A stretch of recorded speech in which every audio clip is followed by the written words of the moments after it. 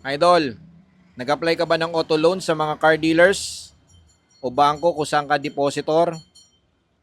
Kumusta ang iyong application? May result na ba? May tumawag na bang taga-bangko para mag-CI?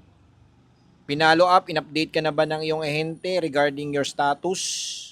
Kung ikaw ay may approval na o baka wala pa o baka kulang ka lang sa dokumento? Tinawagan ka na ba ng bank manager o ng taga-marketing to inform you about your status?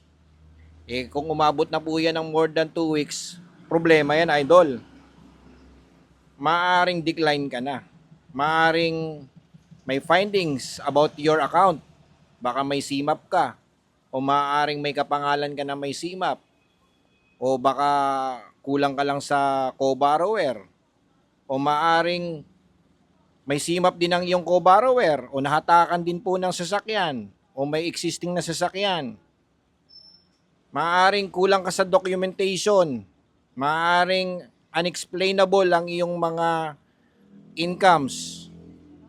May history ka about your credit cards. Past due, delinquent. Sinara ang credit card dahil hindi mabayaran o may mga previous credit card na hindi binayaran.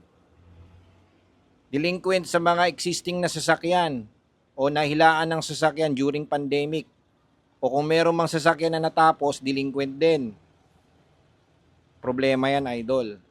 So kung ganyan ang iyong problema, ilapit mo na sa akin. Magtanong ka na, idol. Baka naman kaya nating solusyonan yan.